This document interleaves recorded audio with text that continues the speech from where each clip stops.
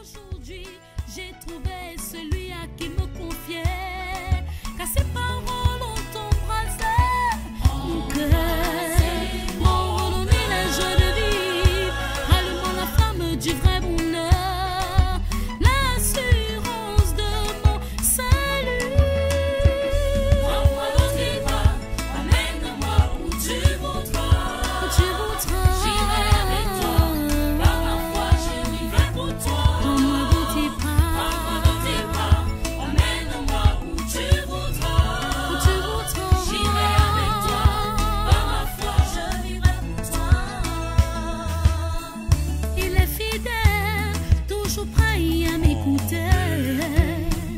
Il est mon roi, il fait ma joie, il est ma loi, sa tendresse est sans pareil, toujours comble de merveilles, que donnerai-je à mon bien-aimé?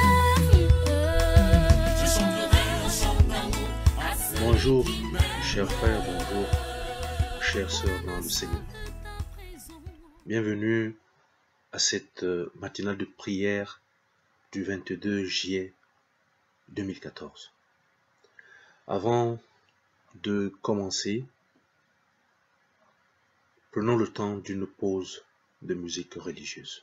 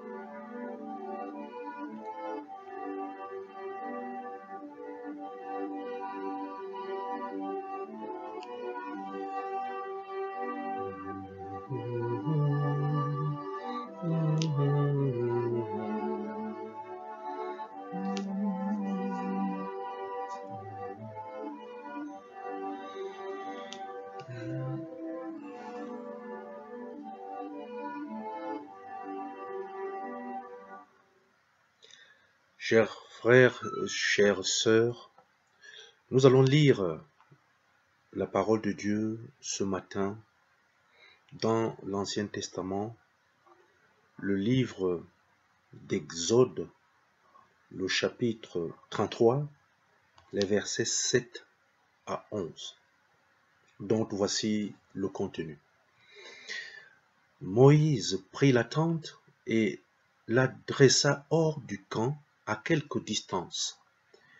Il l'appela tente d'assignation, et tous ceux qui consultaient l'Éternel allaient vers la tente d'assignation qui était hors du camp.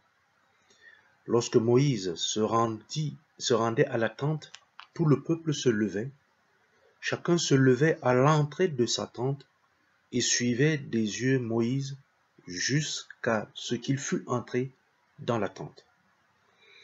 Et lorsque Moïse était entré dans la tente, la colonne de nuée descendait et s'arrêtait à l'entrée de la tente, et l'Éternel parlait avec Moïse. Tout le peuple voyait la colonne de nuée qui s'arrêtait à l'entrée de la tente. Tout le peuple se levait et se prosternait à l'entrée de sa tente. L'Éternel parlait avec Moïse face à face, comme un homme parle à son ami. Puis Moïse retournait au camp, mais son jeune serviteur Josué, fils de Nun, ne sortait pas du milieu de la tente. La parole de Dieu est vérité, la parole de Dieu demeure éternellement. Chers frères, chères sœurs dans le Seigneur,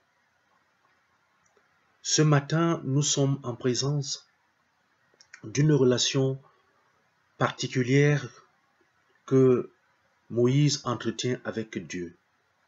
Moïse est ici celui qui intercède pour le peuple auprès de Dieu.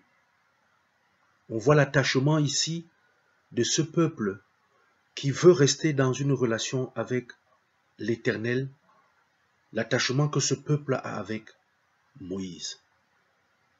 Moïse parle avec Dieu comme une personne parle avec son ami.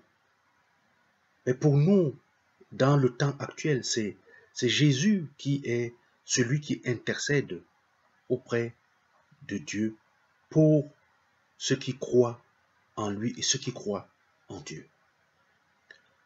Lorsque nous regardons ici comment le regard du peuple est braqué sur Moïse dans tous ses mouvements jusqu'au moment où il entre dans la tente, nous pouvons nous poser des questions aujourd'hui sur notre capacité à garder notre regard sur Jésus qui est celui-là qui intercède pour nous.